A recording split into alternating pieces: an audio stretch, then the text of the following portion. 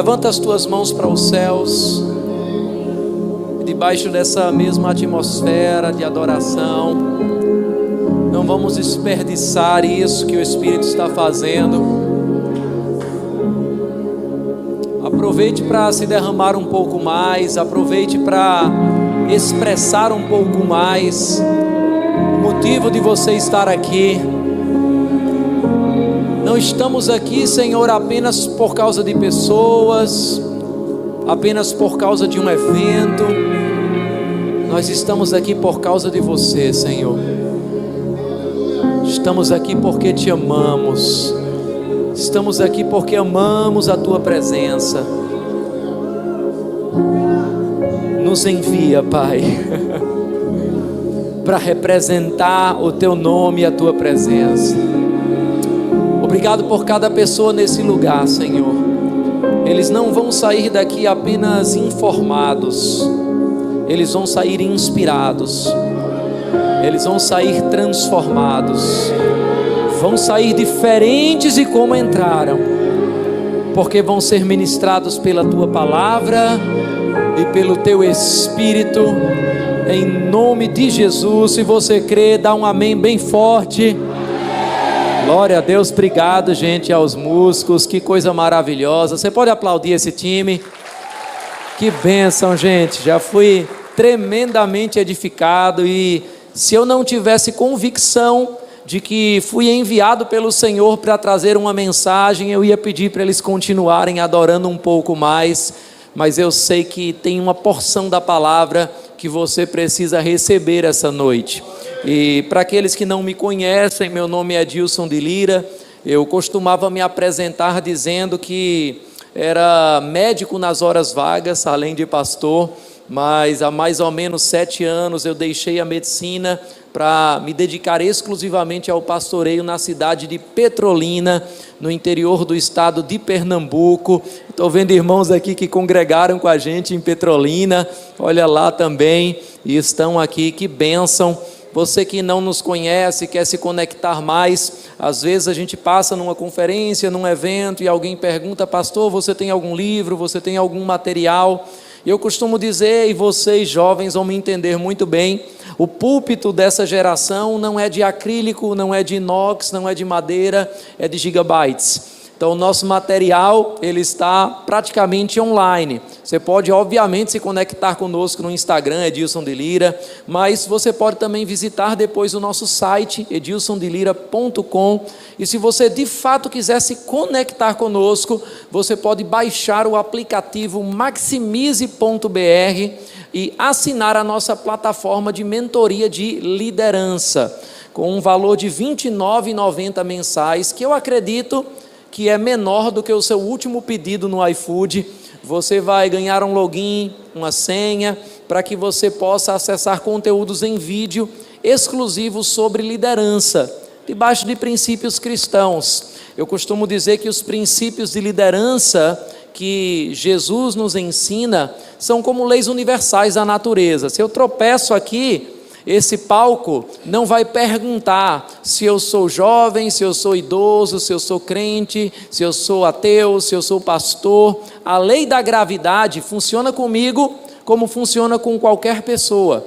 E as leis de liderança também são assim. Se você usa essas leis na liderança de uma igreja, se você usa essas leis na liderança de um departamento, mesmo na liderança dos jovens, tudo vai avançar. Mas se você também usa na política, na economia, nos negócios, esses princípios vão fazer também você crescer. Então você pode acessar depois, baixar. Nós temos alguns cursos, alguns materiais que certamente vão abençoar a tua vida. E por último, eu quero também fazer um convite para quem ainda nunca leu toda a Bíblia. E aí eu vou fazer essa pergunta: quem aqui já leu toda a Bíblia, de Gênesis a Apocalipse? Levanta a mão. Se você não leu, se você não levantou a mão, eu tenho um programa no YouTube, esse gratuito, você procura lá Edilson de Lira, Bíblia todo dia. Você vai começar hoje e assistindo vídeos diários de 10 minutos e lendo também mais uns 15, porque você tem que fazer a sua parte. Em um ano, em 365 dias, você vai ter lido e entendido toda a Bíblia, as Escrituras. Nós temos mais de 2 milhões de pessoas que já viram pelo menos um dos vídeos. Temos crianças, temos ateus, alguns desses ateus mandando mensagens depois dizendo que já não são mais ateus, depois de acompanhar esse programa. Então, passa lá também, aproveita e se inscreve no canal. Agora, fechando esse parêntese publicitário, eu queria que você pudesse abrir a sua Bíblia, e eu acredito que você já sabe onde, lá no livro de Isaías, no capítulo 6, Isaías capítulo 6 e versículo 1, Isaías capítulo 6 e versículo 1, eu vou estar lendo sempre que eu não mencionar em contrário, a Nova Versão Internacional, e a Bíblia diz o seguinte, Isaías capítulo 6 e versículo 1, no ano em que o rei Uzias morreu. E esse parêntese aqui, ele não é só para que a gente se situe cronologicamente, só para que a gente entenda quando aconteceu. Se você conhece um pouco da história de Israel, você vai ver que Uzias foi um dos reis mais bem-sucedidos de toda a história de Israel. Alguns chegam até a dizer que mais bem-sucedido do que Davi ou Salomão, apesar de serem eles reis mais conhecidos. Você pode estudar a história de Uzias depois. Imagine que um rei carismático, um rei que reinou durante muitos anos, quando parte, traz uma certa insegurança para as pessoas, traz uma certa instabilidade.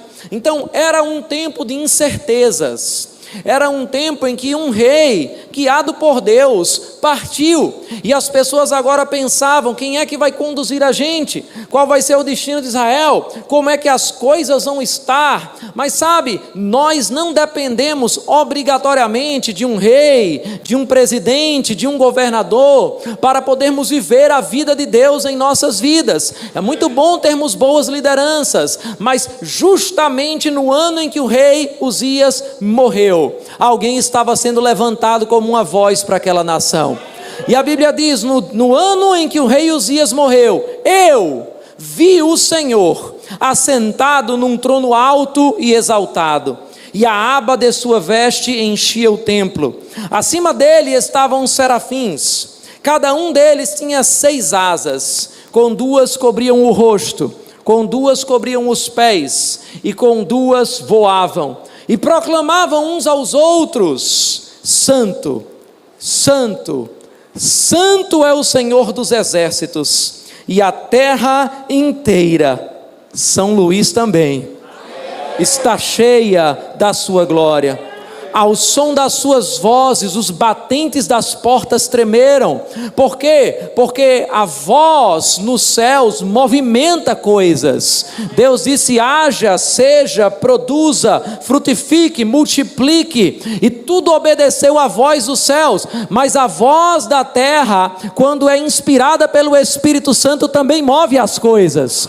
E a Bíblia diz que a esse som, os batentes se moveram, o templo ficou cheio de fumaça. Então gritei, ai de mim, estou perdido, pois sou um homem de lábios impuros, e vivo no meio de um povo de lábios impuros, e os meus olhos viram o Rei, o Senhor dos exércitos. Que glória é essa? Quando nós temos um encontro com a glória de Deus, quando nós temos um encontro com a manifestação da presença de Deus, o primeiro sentimento, o primeiro pensamento, é um pensamento de inadequação. Quem sou eu para estar vendo o Senhor? Quem sou eu para estar ouvindo essas coisas do céu? Quem sou eu para estar vendo essas coisas tão gloriosas? No Nordeste, a gente diz, sou apenas mais um comedor de feijão e farinha, só mais um rostinho no meio da multidão, só mais uma pessoa ocupando uma cadeira num auditório, num culto, numa conferência de jovens. Quem sou eu? É o nosso blá blá blá. que se você olhar, várias pessoas na Bíblia, quando foram chamadas, também trouxeram. Isaías disse: ai de mim, eu tenho lábios impuros. Moisés viu a sarça ardente e disse: ai de mim, quem sou eu? A minha língua é presa, eu não posso, eu não tenho como. Nós olhamos para a história de Jeremias, da mesma forma ele diz: eu sou muito moço. Sempre a gente se acha inadequado, sempre a gente ouve histórias de como Deus usa, de como Deus envia pessoas, e a gente começa a dizer: mas é porque essa pessoa é muito inteligente, mas é porque essa pessoa é filha de um pastor, mas é porque essa pessoa, ela deu sorte na vida, mas essa pessoa, ela tem muito dinheiro, mas é porque essa pessoa é muito conhecida, mas é porque essa pessoa nasceu em berço evangélico, mas essa pessoa, ela veio de uma grande cidade, mas quem sou eu? Você sabe qual é o meu bairro, você sabe quem é a minha família, você sabe quanto eu tenho no banco, se é que eu tenho uma conta bancária, quem sou eu para Deus me usar? Todas as pessoas que foram enviadas por Deus, em algum momento se sentiram inadequadas, mas eu quero te dizer hoje, Deus, Ele não errou de endereço quando Ele chamou você. Você não está aqui por acaso, porque antes mesmo de você existir aqui na terra, você já existia no coração de Deus. E deixa eu te dizer mais, Deus não deu um propósito a você, Deus deu você a um propósito.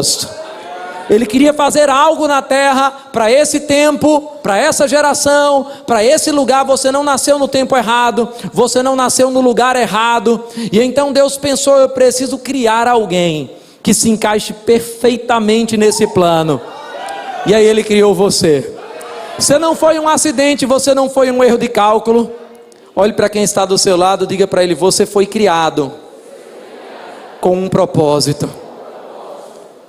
E se eu puder dar um tema para a mensagem que o Senhor colocou no meu coração essa noite, porque eu sei que eu estou falando com pessoas que foram enviadas pelo Senhor, o tema na verdade seria uma frase. O tema que eu posso dar é: quem é enviado não precisa de convite. Eu quero que você pense um pouquinho mesmo nisso. Eu sei que tem gente que ficou um pouco confuso, mas olhe de novo para a pessoa que está do seu lado, diga para ele: quem é enviado não precisa de convite. Isaías estava dizendo: ai de mim, eu sou inadequado. Talvez alguns pensem: Deus vai levantar alguns grandes pregadores dessa igreja, nesta cidade, mas eu, quem sou eu?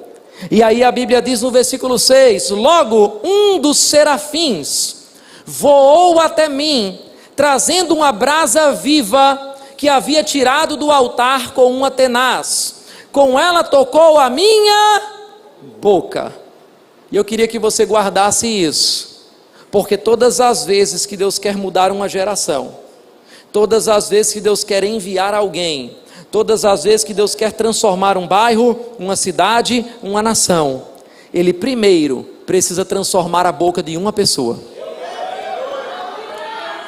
Ele disse para Moisés: vai e eu serei com a tua boca.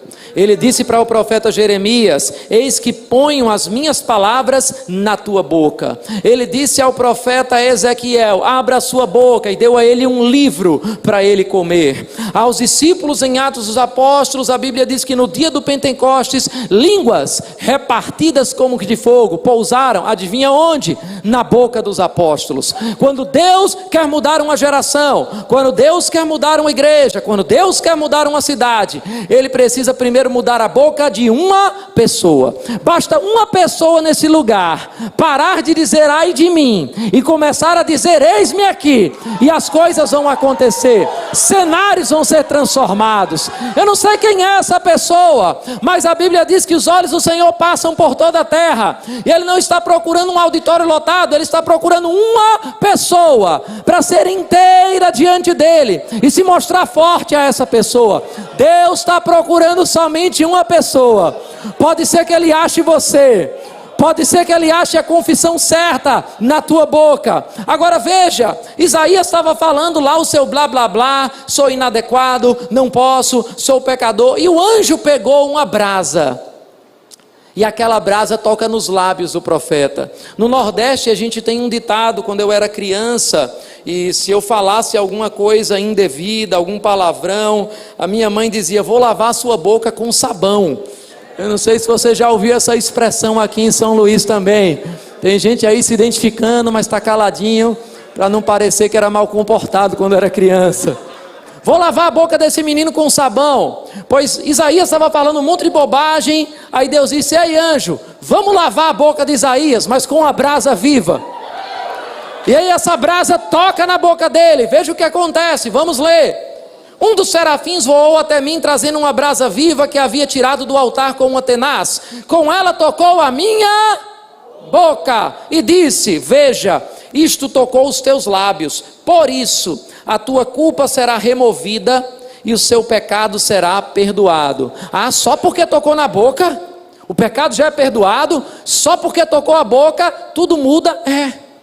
Tem gente que diz: mas pastor, é tão radical isso, quer dizer que só falando eu posso mudar uma circunstância, só falando eu posso mudar o destino da minha vida.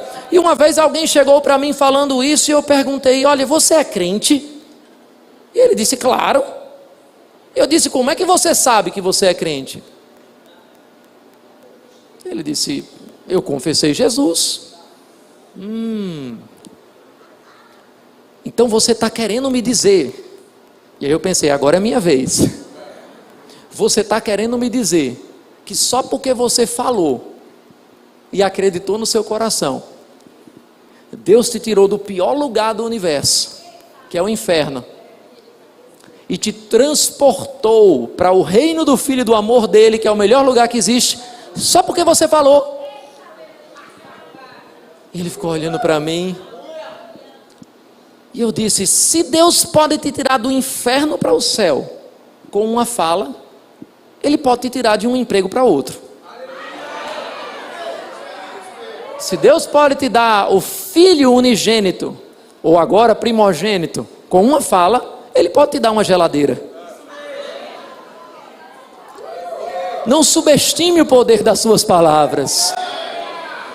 Ele teve a boca tocada e agora algo foi transformado em Isaías. E então o Senhor continua. Eu vejo até um tom aqui de ironia, porque no princípio ele diz: quem sou eu? Mas depois de tocar os lábios do profeta, a Bíblia diz: então ouvi a voz do Senhor conclamando: quem enviarei? Quem irá por mim? E agora não é mais um Isaías dizendo: ai de mim, coitado de mim, pobre de mim. Eu respondi: eis-me aqui, envia-me. Aleluia.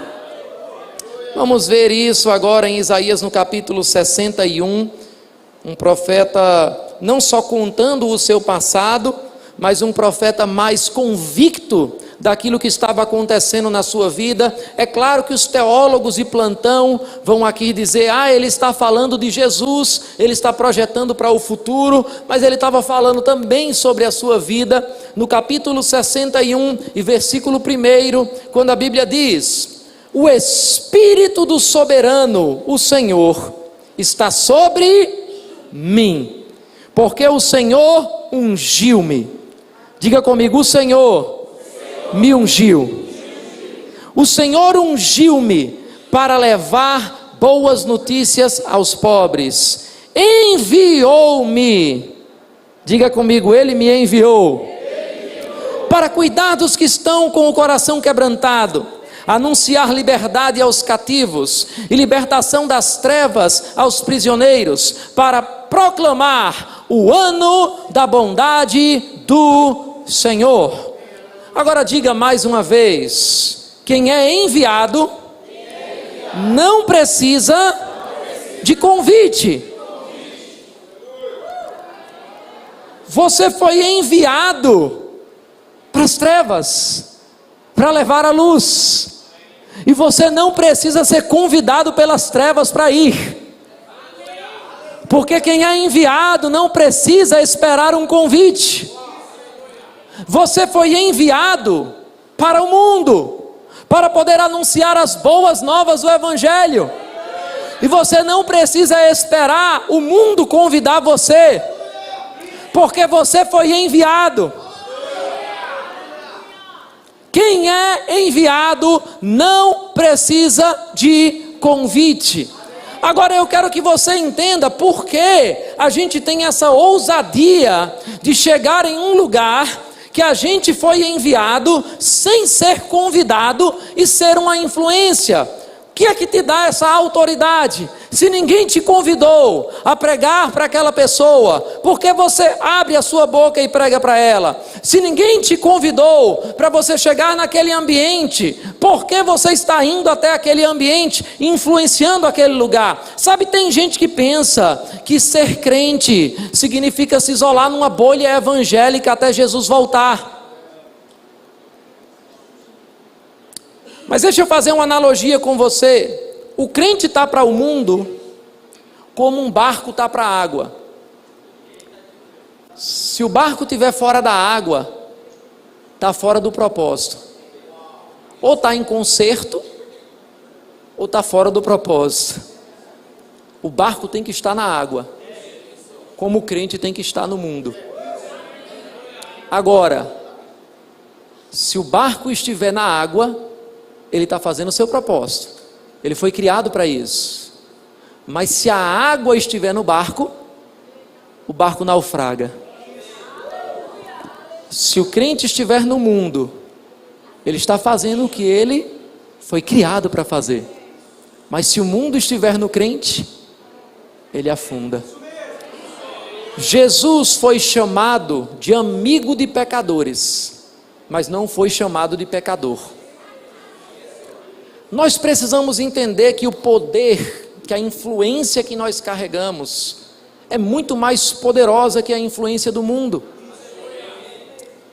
Nós precisamos viver um modelo de santidade, e durante muito tempo a igreja tem ensinado que santidade é quase se isolar.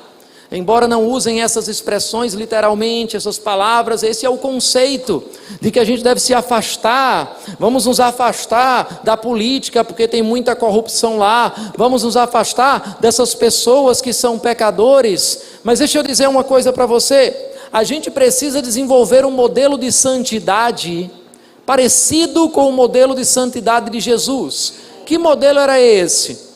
Era a santidade que afasta o pecado, mas atrai o pecador. Deixa eu abrir um parêntese bem importante sobre isso. Ser santo não é ser chato. Ser santo não é ser antissocial. Jesus, por onde passava, os pecadores queriam estar com ele. Zaqueu, cobrador de impostos em Roma, vamos traduzir para a linguagem de hoje, alto funcionário da Receita Federal de Roma, subiu numa árvore para ver Jesus passar, e aí Jesus disse: Zaqueu, desce dessa árvore, hoje eu vou comer na tua casa. Tu viu com quem Zaqueu estava esses dias? Tu viu com quem Jesus está andando esses dias? Sei não, viu? Se esse Jesus é essa coisa toda, andando com esse tipo de gente aí. Quando Jesus entrou na casa de Zaqueu, não foi Jesus quem saiu roubando, foi Zaqueu quem saiu honesto.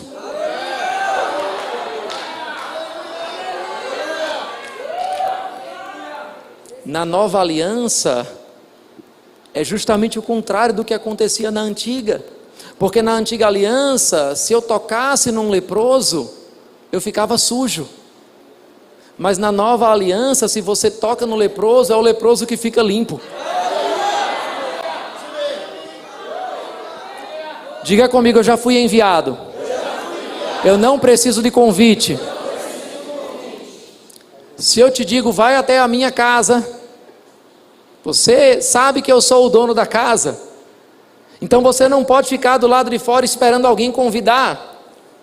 Porque se eu enviei, você já tem autoridade para entrar.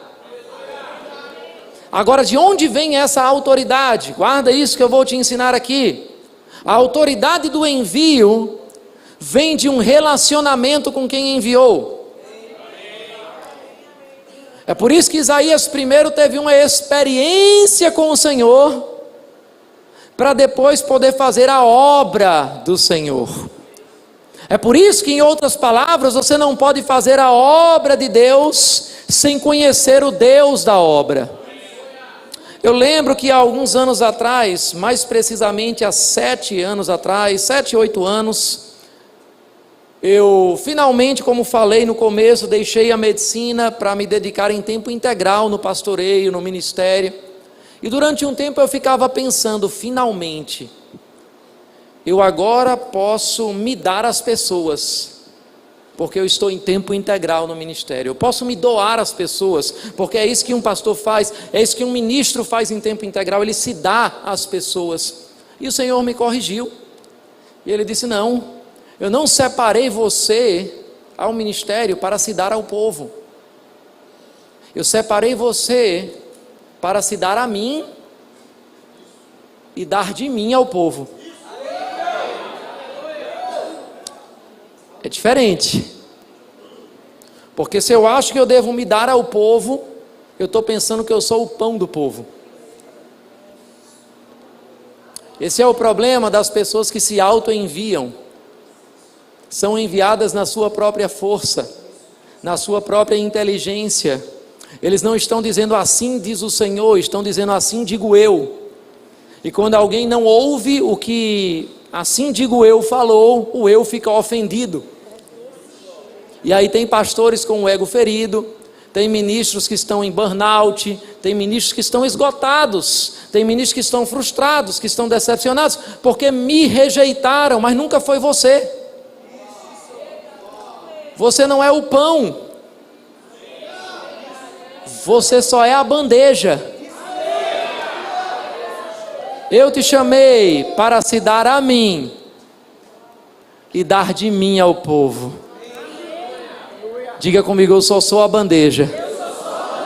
Ele é o pão. É com Ele que nos relacionamos, é dele que nós entregamos ao povo. E se alguém rejeitar, não é você que está sendo rejeitado. Pai, perdoa, porque eles não sabem o que fazem. Sabe, eu não dou 1 hora do meu tempo para quem não honrou os primeiros 10 minutos. Essa pessoa não entendeu a unção que está na minha vida. Eu vou fazer o que diz a Bíblia, olha, sacudir o pó que está nas sandálias e seguir para uma outra pessoa, porque eu tenho consciência que eu fui enviado. E alguns vão entender isso, outros não vão entender isso, tudo bem. Algum jovem, algum adolescente pode dizer, mas eu preguei para aquela pessoa, e aí aquela pessoa ridicularizou, aquela pessoa não aceitou, aquela pessoa não entendeu, o que é que eu faço, pastor? E vai para uma outra pessoa, porque você foi enviado. Olhe de novo para o seu vizinho, se ele for tímido, olhe bem nos olhos, encare ele agora, me ajude a pregar para essa pessoa, diga para ele, meu irmão, você foi enviado, não espere convite, não espere oportunidade, Deus enviou você. Vá comigo em Marcos, no capítulo 3, vamos ver como foi esse envio dos discípulos, Jesus escolhendo os 12 apóstolos. Marcos no capítulo 3, a partir do versículo 13, Marcos capítulo 3 e versículo 13, a Bíblia diz o seguinte: Jesus subiu a um monte e chamou a si aqueles que ele quis, os quais vieram para junto dele. Diga comigo, para junto dele. Agora presta atenção no versículo 14 e 15. Escolheu 12, designando-os apóstolos. Eu acredito que a essa altura da conferência você já deve saber que a palavra apóstolo significa enviado. Então, o que é alguém enviado no Novo Testamento? O que é alguém enviado na realidade que a gente vive hoje? Alguém pode pensar o que é um apóstolo? Um apóstolo é alguém chamado para ir, pregar o evangelho, fazer sinais, prodígios e maravilhas no nome de Jesus. Mas eu quero que você preste atenção melhor nesse versículo, porque aqui a Bíblia vai falar a função de um enviado por Jesus. Vamos lá. Escolheu 12, designando os apóstolos, para que Então vamos lá, finalidade aqui. Número 1, estivessem com ele. Número 2, os enviasse a pregar. Número 3, e tivessem autoridade para expulsar demônios. Deixa eu te dizer algo, na Bíblia a ordem dos fatores altera o produto. Designou eles apóstolos para quê? Primeiro, diga comigo, primeiro.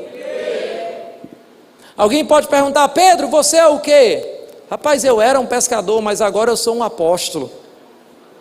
Apóstolo? O que é isso? O que é que faz? Come o quê? O que é que um apóstolo faz? Um apóstolo ele é enviado para pregar nas grandes conferências. O apóstolo ele fala para as multidões. Um apóstolo ele planta igrejas, ele levanta ministros. Um apóstolo é enviado para operar com sinais, prodígios e maravilhas no nome de Jesus que ele representa. Ok, mas antes disso, eu imagino Pedro fazendo a descrição de cargo. Está lá no currículo dele. Obrigações. Número 1, eu fui enviado para ir para onde? Para vir para perto de Jesus. Pedro, qual é o seu chamado? Qual é a sua principal tarefa? Olha, minha primeira tarefa é estar perto de Jesus. Antes de ser chamado para ir, antes de ser enviado para longe, você é enviado para perto. Deixa eu dizer isso de uma outra forma, para ficar legal para você postar. Não dá para cumprir o ide sem cumprir o vinde. O primeiro mandamento de Jesus não foi ir por todo mundo. O primeiro mandamento de Jesus foi: vinde a mim. Deixa eu dizer de uma outra forma, para você pensar um pouquinho, porque eu creio que essa vai ser uma noite de a gente se achegar mais para perto. E aí sim ser enviado com propriedade, com autoridade. É muito perigoso você querer cumprir o ide sem ter cumprido o vinde. Porque se você não me conhecer e chegar na minha casa dizendo eu vim em nome de Edilson de Lira, não vão receber você. Eu não posso vir em nome de um governador se eu não conheço esse governador. Eu vou dar um exemplo que talvez os leitores mais ávidos da Bíblia se acordem. Quem aqui lembra de um grupo de pessoas que passou 2 anos na cidade de Éfeso, aprendendo com o apóstolo Paulo? Eu não sei você, mas para mim não tinha professor melhor naquele tempo. Já pensou um rema, onde o apóstolo Paulo está ensinando todas as matérias? Concluí o rema, recebi meu certificado. Essa escola se chamava Escola de Tirano. Durante 2 anos eles foram ensinados na palavra. Quem ensinou? O apóstolo Paulo. E aí esses homens disseram: vamos agora colocar em prática o que a gente aprendeu. E eles foram na casa de um homem que estava endemoniado. E aí eles disseram: eu já sei como é que funciona. Eu aprendi a fórmula. A gente ora ao Pai no nome de Jesus. Então, deixa eu ver aqui no meu material didático, se é assim mesmo. Olha, no nome de Jesus que Paulo prega, eu ordeno a você que você saia. O que é que aquele demônio fala?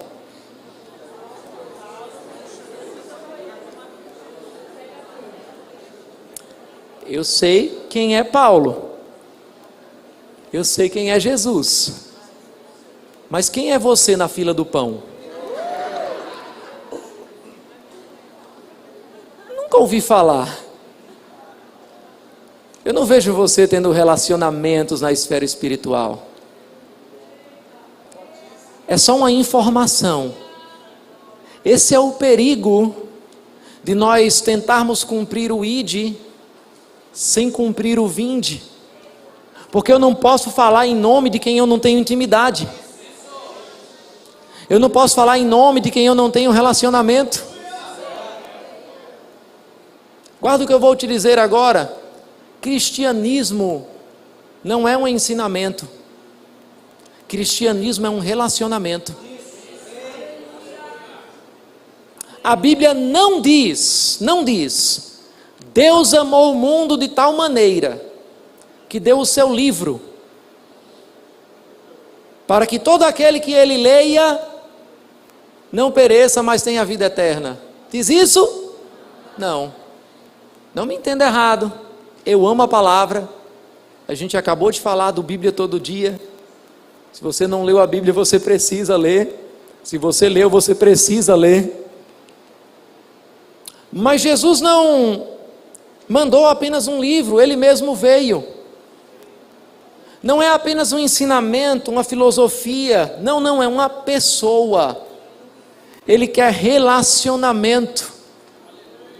Sabe qual foi o pecado de Adão e Eva, lá no livro de Gênesis?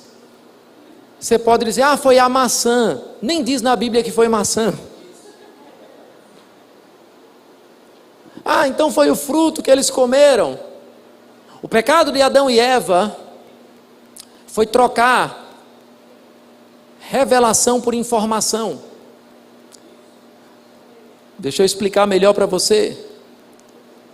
A serpente diz para eles, olha, Deus sabe que no momento que você comer desse fruto, você vai ser como Deus, conhecendo o bem e o mal. Ela poderia dizer, no momento que você comer desse fruto, você vai conhecer todo o mal, porque o bem eles já conheciam, mas não seria uma oferta tão atrativa. Então ela inventa a primeira fake news da história da humanidade. Olha, você vai conhecer. O que é que ela está oferecendo? Informação. Mas eu te pergunto, o que é que Adão tinha todos os dias na viração do dia? Diga comigo, visitação. Deus conversava com Adão. Adão podia perguntar a Deus o que ele quisesse. Adão deu nome a todos os animais da terra. E um dia, Adão começou a achar que ele poderia trocar o fruto da visitação por um fruto de informação. E a gente continua hoje muitas vezes fazendo a mesma coisa, querendo somente uma informação. Mas a Bíblia diz, conhecereis a verdade e a verdade vos libertará. A gente tem que conhecer as Escrituras, a gente tem que ter as informações. Mas será que esse conhecer é somente informação? Porque se você abrir a sua Bíblia em João 8,32, e eu vou convidar você a fazer isso, se você tiver com Bíblia, abre lá para ver o que diz esse versículo. João capítulo 8 e versículo 32. Está aí. Então conhecerão a verdade, e a verdade os libertará. Se você estiver lendo versões mais antigas, você vai ver a expressão, e conhecereis a verdade, e a verdade vos libertará. Agora eu te pergunto, esse então quer dizer o quê? Esse então, ele traz a ideia de consequência.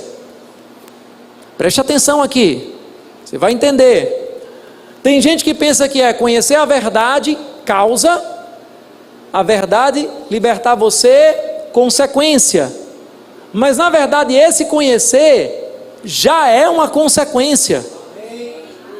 Consequência de quê?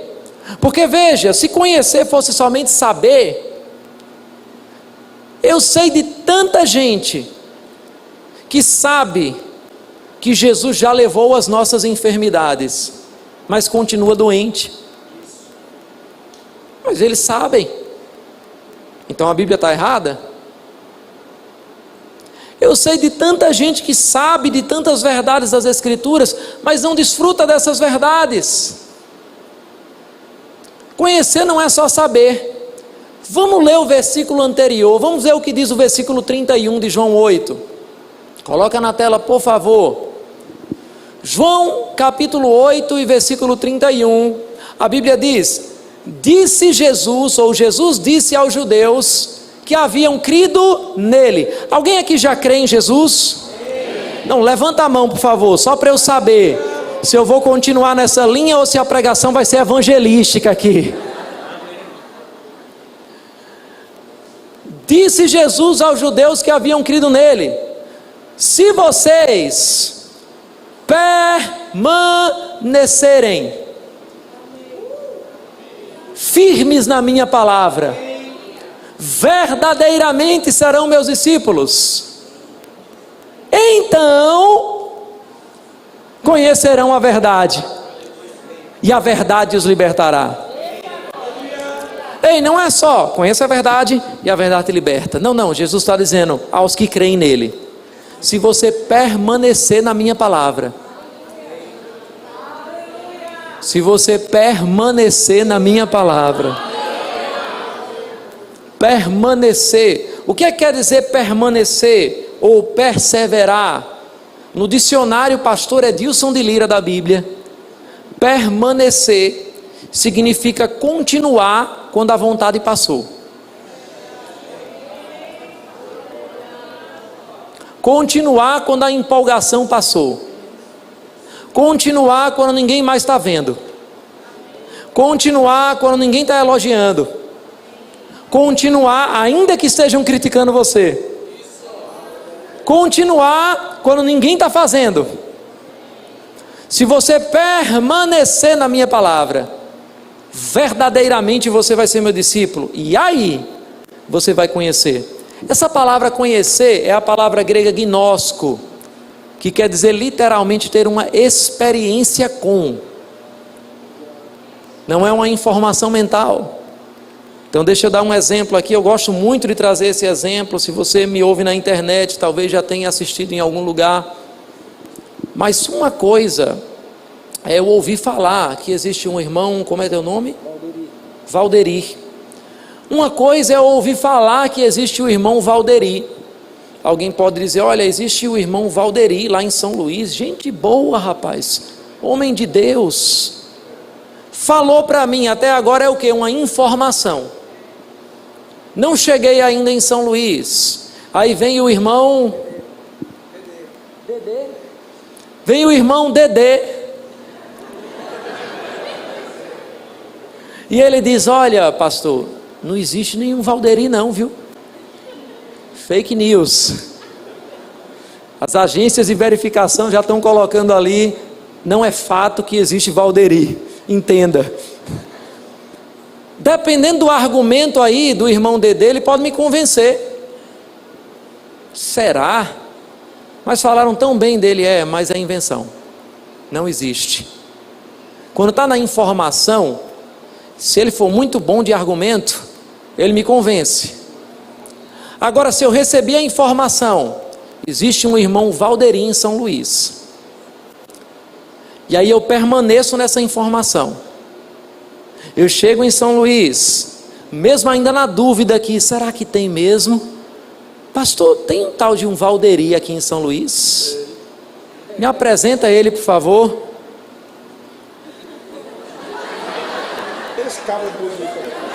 Muito prazer. Você é o Valderi? Agora eu posso dizer que eu conheço. Enquanto eu tinha informação do Valderi, alguém podia me enganar. Agora, quando eu conheço, se o irmão Dedê chegar para mim com essa história de novo, de que Valderi não existe, o que é que eu vou falar? Chegou tarde, meu irmão, eu já conheço. Então, enquanto você tem uma informação da Bíblia, você decorou um versículo, alguém chega para vocês: olha, não é bem assim. Que história é essa de que Jesus, ele cura nos dias de hoje? Não, isso foi só no dia dos apóstolos. Não, isso acontecia. só no Antigo Testamento. Não, isso acontecia só quando Jesus quer. Agora, quando você ouve, verdadeiramente Ele tomou sobre si as minhas enfermidades, e aí você permanece nesse ensinamento. O que é permanecer? Continuar fazendo quando a vontade passou. O sintoma ainda está aqui, mas eu acredito. O diagnóstico está dizendo outra coisa, mas eu acredito. As pessoas estão me criticando, mas eu acredito. Eu permaneço nessa verdade. Muito prazer, eu sou a cura. Aí, meu irmão, quando você experimenta, pode ser uma dor de cabeça que for, quando você experimenta, você ora e aquela dor de cabeça vai embora. Se alguém chegar para você para dizer, olha, não existe cura para os nossos dias hoje, você vai dizer, chegou tarde, já conheci. Chegou tarde, já experimentei. Aleluia. Ei, meu irmão, eu estou falando com pessoas aqui que querem viver um evangelho de experiências com o Senhor. Não me entenda errado, a gente não pode só buscar experiências. Viver uma vida só em busca de experiências vai levar você para alguns desequilíbrios. Agora, viver um evangelho sem experiências é um desequilíbrio tão perigoso quanto, porque o sobrenatural é real, o poder de Deus é real. Você precisa ter testemunhos com o Senhor, você precisa ter as suas histórias com o Senhor, você precisa experimentar milagres na sua vida. Quando você está com o Senhor, quando você experimenta, quando você prova e vê que o Senhor é bom, você tem autoridade para ser enviado. E aí quem é enviado não precisa de convite, simplesmente chega. Quando você experimenta, você começa a ter um sistema de teologia diferente. Quem viveu isso? Davi viveu isso. Vamos olhar um pouco na Bíblia aqui. Vai em Salmos no capítulo 77 e versículo 11. Queria, se possível, chamar os músicos aqui, só para a gente ter a sensação que está acabando. Salmos no capítulo 77, versículo 11. Olha o que o salmista diz: recordarei os feitos do Senhor, recordarei os teus antigos milagres, meditarei em todas as tuas obras e considerarei todos os teus feitos. Ei, eu sei que meditar na lei do Senhor é bom. Eu sei que meditar na doutrina da palavra é bom, mas hoje eu quero despertar a sua consciência a recordar os feitos do Senhor. Você não precisa ser muito avançado de idade não, para lembrar que Deus já fez alguma coisa na tua vida. Você pode voltar 1 ano, 6 meses, 5 anos, mas faz esse exercício agora. Lembra quem você era sem Jesus. Lembra um pouco do que Deus fez na tua vida. Porque às vezes a gente esquece, a gente está tão focado no que a gente acha que Deus precisa fazer para a gente, que a gente está esquecendo do que Ele já fez. Mas sabe, nós precisamos ser enviados com uma consciência de uma vida de experiências, e não de uma vida de informação.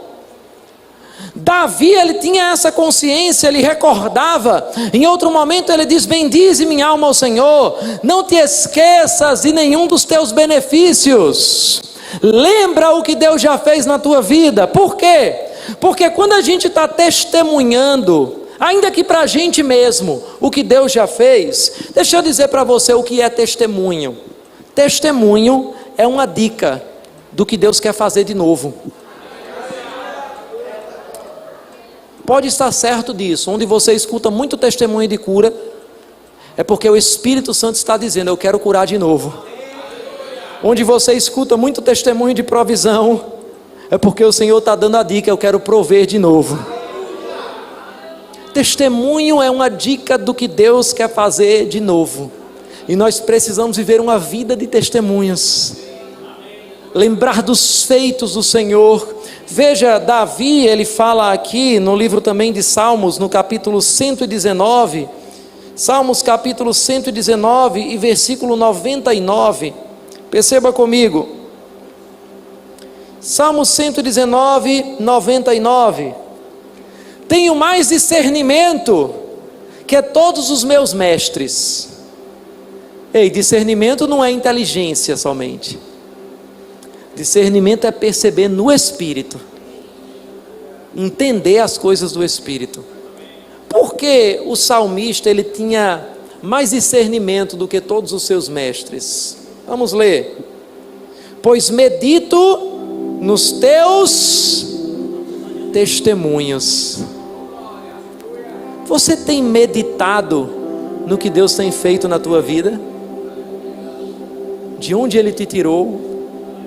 O que Ele já fez com você, o que Ele já fez através de você. Vamos ler um exemplo de Davi, como é que ele meditava nos testemunhos, como é que ele tinha essa ousadia toda. Vai para 1 Samuel, talvez uma das passagens mais conhecidas da Bíblia, porque até quem não é crente conhece Davi e Golias. 1 Samuel no capítulo 17, a partir do versículo 32, Davi viu o desafio que Golias representava. Os soldados estavam lá lutando, mas nenhum tinha coragem de lutar com Golias, e Golias estava convidando. O rei Saul não convidou Davi, Golias não convidou Davi, porque Golias estava convidando os soldados. Mas quem foi enviado não precisa de convite. Ele olha para Golias, todo mundo está vendo desafio, e ele está vendo oportunidade. Ele olha para Golias e todo mundo está dizendo: quem é o louco que vai enfrentar esse gigante? Mas aí Davi olha para a mesma situação e diz: quem é esse gigante que ousa desafiar o exército do Deus vivo? Discernimento. Uns estavam vendo problema, outros estavam vendo oportunidade. Discernimento. Por que ele tinha discernimento? Porque ele meditava nos testemunhos. Vamos ver que testemunhos eram esses. A Bíblia diz no versículo 32, Davi disse a Saul, Davi foi lá se apresentar a Saul para lutar com Golias. Por quê? Porque ele sabia que tinha sido enviado, não precisava esperar o convite. Davi disse a Saul: ninguém deve ficar com o coração abatido por causa desse filisteu. Teu servo irá e lutará com ele. Respondeu Saul: você não tem condições de lutar contra esse filisteu. Você é apenas um rapaz e ele é um guerreiro desde a mocidade. Davi não chegou com muita teologia, não. Davi tinha experiência com o Senhor. Você não precisa de muito argumento para provar o que você carrega. Só vai e faz porque você foi enviado.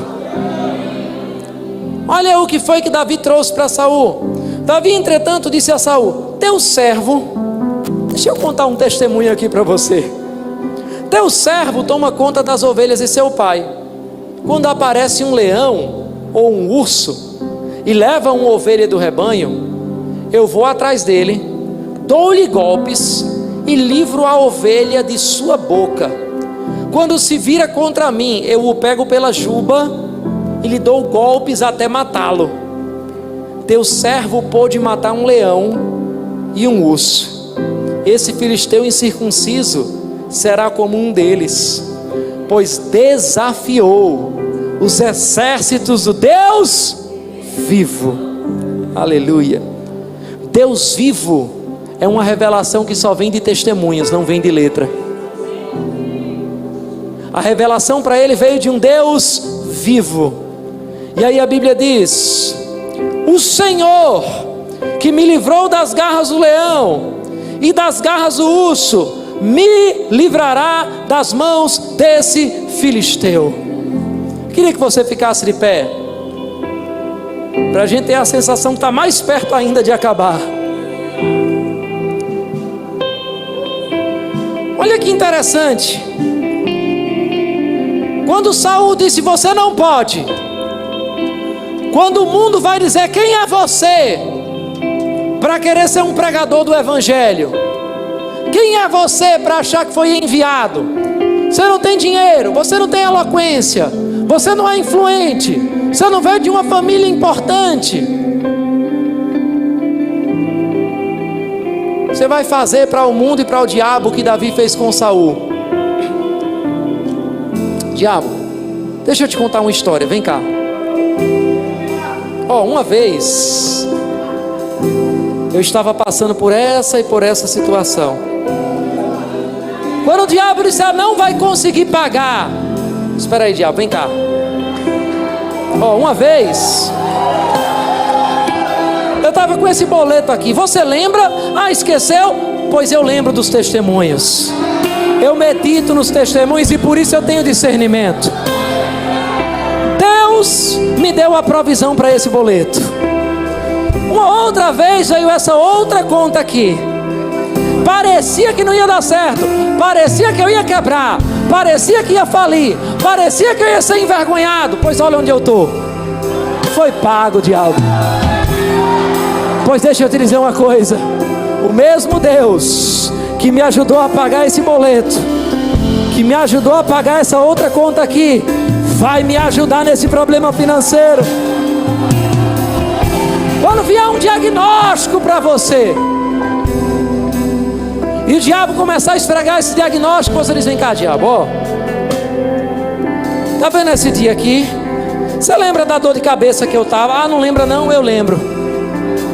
Eu orei e no nome de Jesus essa dor de cabeça foi embora. E aí eu ganhei autoridade, diabo. E aí você lembra de uma outra vez aqui, que aquele primo meu apareceu com uma doença e eu coloquei as minhas mãos sobre ele e ele foi curado? Não está lembrando não? Deixa eu lembrar você então, porque eu medito nos testemunhos. Eu orei e hoje ele está curado.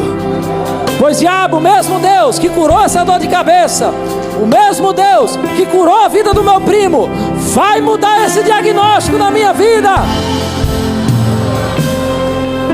Estou te chamando para lembrar dos testemunhos. Estou te chamando para lembrar do que Deus já fez. Porque quando você lembra o que Ele já fez, Deus está dizendo para você: eu vou fazer de novo. Eu vou fazer de novo. Você pode estar com um problema financeiro. Lembra de algum momento que Ele já te livrou disso. Ele está dizendo: vou fazer de novo. Olhe para o seu vizinho, diga: Ele vai fazer de novo. Diga para ele: você precisa contar os feitos do Senhor. Diga para ele: lembre-se do que Deus já fez na sua vida. Lembre-se de onde Ele lhe tirou.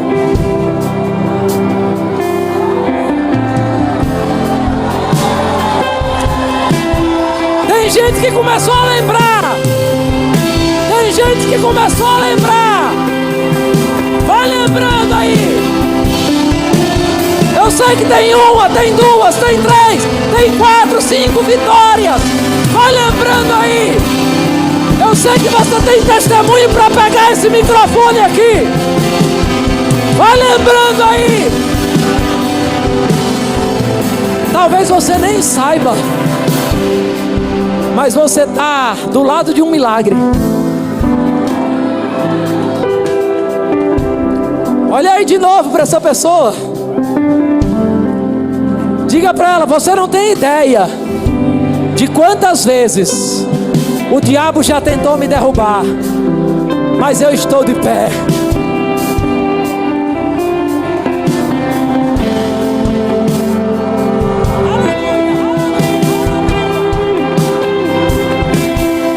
Olha para quem está aí do outro lado. Diga para essa pessoa do outro lado: você não tem ideia de quantas vezes as circunstâncias tentaram me abater, mas eu estou aqui.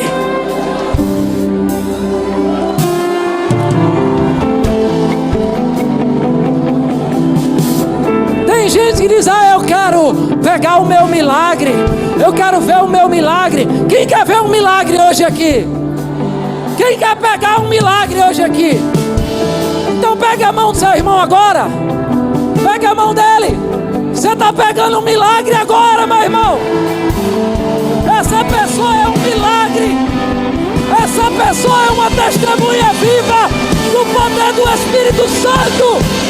Essa pessoa foi enviada. Celebre o milagre. Celebre aí o seu milagre. Diga: eu sou um milagre. Meu irmão, Ele te ungiu, Ele te capacitou. Então você não precisa mais dar desculpas. Você não precisa mais esperar convite. Simplesmente vai e faz como os apóstolos que disseram: nós não podemos deixar de falar das coisas que temos visto e ouvido. Diga comigo: eu não posso deixar de falar das coisas que eu tenho visto e das coisas que eu tenho ouvido. Eu quero orar por você rapidamente. Não vou pedir para você vir aqui à frente, aí onde você está mesmo. Não vou impor as mãos sobre você. Essa oração vai ser um pouco diferente. Os apóstolos foram proibidos de dar os testemunhos. As autoridades do Sinédrio disseram: vocês não podem mais falar no nome de Jesus. Eles estavam proibidos. Mas quem foi enviado não precisa de convite. Quem foi enviado não precisa de licença, não precisa de permissão, não precisa de autorização. A Bíblia diz que eles voltaram para os seus, e nós estamos agora no meio dos nossos. E eles começaram a orar, começaram a adorar ao Senhor e dizer: ah, soberano Senhor, Tu fizeste os céus, a terra, o mar, tudo que neles há. E começaram a orar dizendo: Senhor, olha para as suas ameaças. Eles não disseram: olha para as suas ameaças, Senhor, e faz eles mandarem uma cartinha convite para a gente fazer um evangelismo. Porque quem foi enviado não precisa de convite. Você não precisa que aquela tia sua convide você para pregar, para fazer um culto na casa dela, para você ser testemunha para ela. Você já foi enviado. Olha para as suas ameaças, Senhor, e concede aos teus servos ousadia, para que enquanto a gente abre a nossa boca, o Senhor opere com sinais, prodígios e maravilhas no nome do Teu Filho Jesus. Você já foi enviado. Eu não vim aqui te dar um convite para pregar. Eu não vim te dar uma oportunidade. Você não precisa de oportunidade. Você já foi enviado. Vai sem oportunidade mesmo. Você vai orar nesse momento, somente dizendo: Senhor, eu quero. A próxima pessoa que eu encontrar, Senhor, olha que oração que eu estou fazendo aqui com você. Você vai fazer uma consagração com o Senhor aqui. É uma oração que nem todo mundo faz. E se você não for fazer isso de verdade, é melhor nem começar. Mas eles disseram: Senhor, concede aos teus servos ousadia, para que a gente pregue e sinais aconteçam. Eles já estavam pregando. Quando a gente faz a coisa certa e ora para fazer a coisa certa, o lugar treme. A gente vai fazer esse lugar tremer essa noite, porque a gente vai fazer uma oração: Senhor, me dá ousadia, porque a próxima pessoa não crente que eu encontrar, eu vou pregar. Eu não quero nem saber. O Senhor falou para Ezequiel: não tenha medo de cara feia, porque se eu mando você, você vai e fala. Eu não quero nem saber quem é a pessoa, se ela zomba, se ela critica. Se você quer fazer essa oração, meu irmão, fique pronto para experimentar de poder de Deus na sua vida. Só se você quer mesmo fazer essa oração, levante as mãos para o céu agora. Aleluia, aleluia. Vamos orar, e em seguida vamos adorar ao Senhor, e vamos fazer esse lugar tremer. Senhor, aqui está o teu povo. O teu povo que tem testemunhos. O teu povo que tem experiências contigo. E quem tem testemunho tem ousadia. Quem tem testemunho tem confiança. Nós confiamos em Ti, Senhor. Nós já lembramos o que o Senhor fez através das nossas vidas. E nós oramos dizendo: faz de novo, Senhor. Faz de novo, Senhor. Sobrenatural em nossas vidas. Oh, Senhor, eu quero colocar as minhas mãos sobre os enfermos. Senhor, eu quero levar a Tua palavra a quem ainda não teve uma experiência contigo. Oh, Pai, eu quero estar contigo. E porque eu estou contigo, eu sou enviado. Eu sou enviado para longe, porque eu já fui chamado para perto. Faça agora a sua oração. Lembre dos feitos do Senhor. Lembre do que o Senhor já fez. E com essa confiança, com essa ousadia, se comprometa a andar como alguém que já foi enviado. Vamos adorá-lo.